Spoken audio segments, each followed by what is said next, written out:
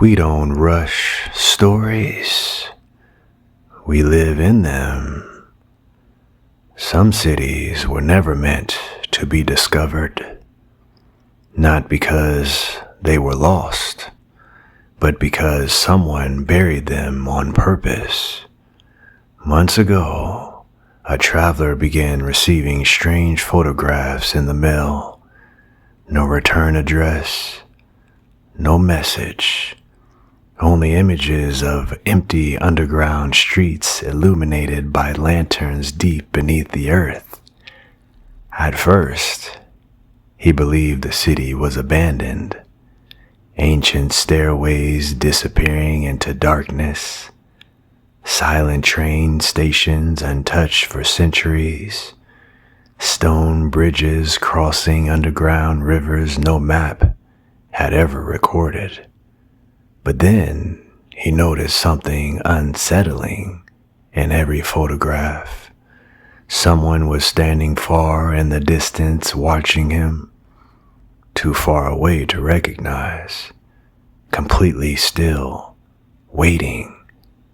As the weeks passed, the photographs became more impossible. The city appeared beneath oceans, inside mountains, hidden below crowded subway tunnels, and with every new image, the figure standing in the distance slowly moved closer, until finally, one last photograph arrived. This time it showed his own apartment building, except beneath it, there was an entire hidden city stretching endlessly underground. Lanterns glowing beneath the streets, shadows moving through forgotten tunnels, and standing at the entrance was the same figure from every photograph, watching him, waiting for him. On the back of the image, only 7 words had been written. Some cities were never meant to be discovered. That night, the traveler did not sleep. He sat at the kitchen table with every photograph spread before him. The underground streets, the bridges, the rivers, the silent stations, the same figure, always closer than before. At first, he thought the photographs were warnings, but the longer he looked, the more he understood. They were not warnings, they were invitations. Just after midnight, the lights in his apartment flickered. Once, twice, then the floor beneath him gave a soft, hollow sound, like something deep below had knocked back. He stood slowly. The room was silent. No wind, no footsteps. No sound from the street outside, only the faint ticking of the clock on the wall. Then he heard it, a low rumble beneath the building. Not thunder, not machinery, something older, something moving through the dark. He followed the sound to the hallway. The elevator doors were open, but the light inside was dim and golden like lantern fire. The buttons inside had changed. There was no lobby, no basement, no emergency stop. Only one symbol carved where the lowest floor should have been, a small circle with the line running through it like a doorway. The same symbol appeared in every photograph. He stepped inside, the doors closed without a sound, and the elevator began to descend. At first, it moved like any normal elevator, slow, mechanical, familiar. But then it passed the basement, then the parking garage, then the maintenance tunnels. Still, it kept going deeper and deeper. The walls outside the elevator became stone, then roots, then black water sliding behind glass.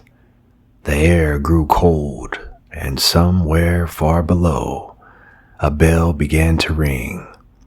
Not loud, not frightening, just steady, as if announcing his arrival. When the doors finally opened, he was no longer beneath his apartment building. He was standing at the edge of a city no human map had ever dared to name. The ceiling above was not rock, it was darkness, endless darkness. And from that darkness hung thousands of lanterns, floating like stars beneath the earth. Streets curved in impossible directions. Buildings rose from stone like they had grown there. Windows glowed softly with no one inside. Bridges crossed rivers that reflected skies that should not exist. And far in the distance, a train moved silently across an elevated track with no conductor and no passengers visible through the windows. The traveler took one step forward, then another. The moment his foot touched the city street, every lantern around him brightened, not all at once, but one by one, as though the city were waking up.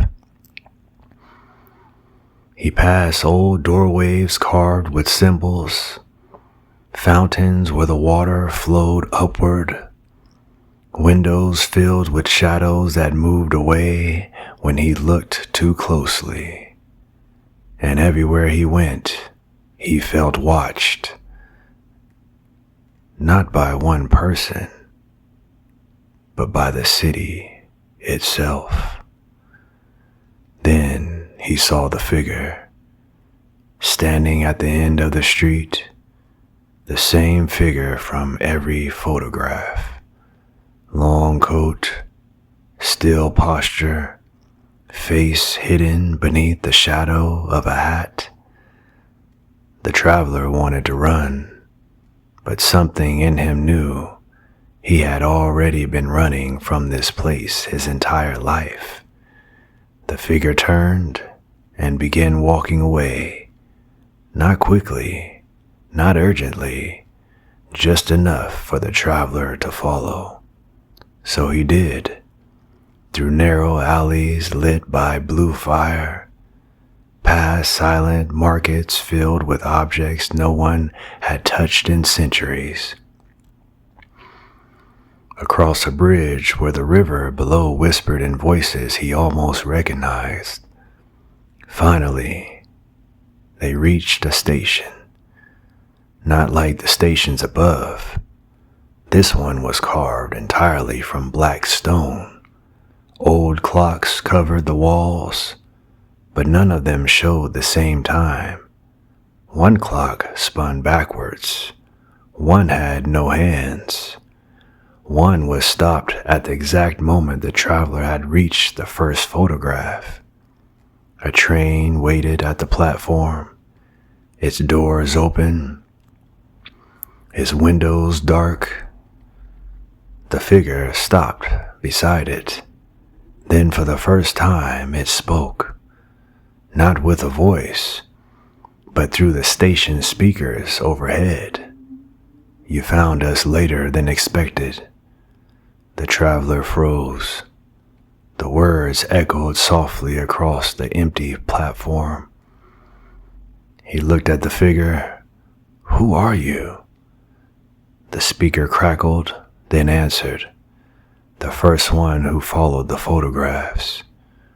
The traveler was caught in his breath. The first one, meaning there had been others? The figure slowly raised one hand and pointed toward the walls of the station. The traveler turned and saw hundreds of photographs pinned across the stone. People, buildings, bedrooms, doorways, streets from the cities all over the world. Each photograph showed a place from the surface, and beneath every place there was another city, hidden, waiting. The traveler stepped closer. Some photographs looked recent. Others were old and faded. Some were so ancient the faces had nearly disappeared.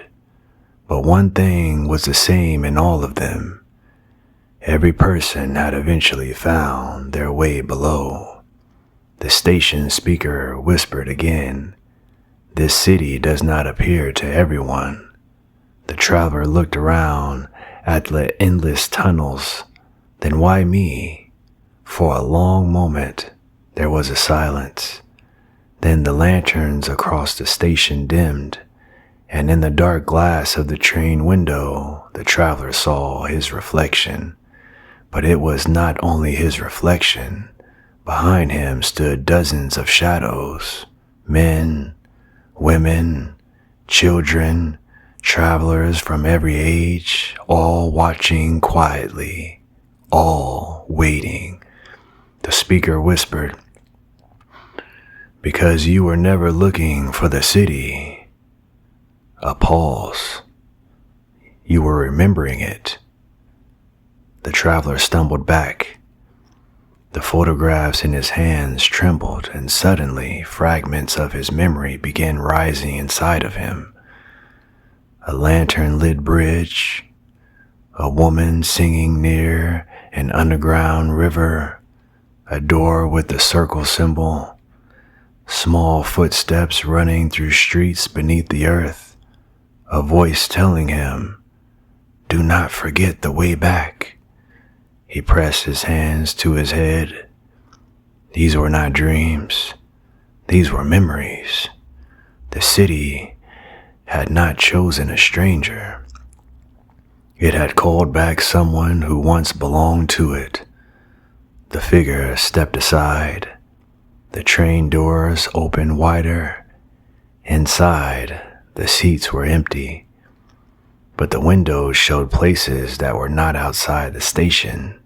A forest beneath moonlight, a staircase under the ocean, a city inside a mountain, and one window showed his apartment above, quiet, small, far away. The traveler understood then. He could return.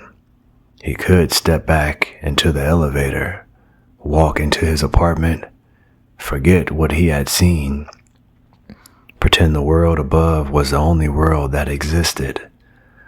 Or he could board the train and discover why the city had been buried in the first place. He looked at the figure.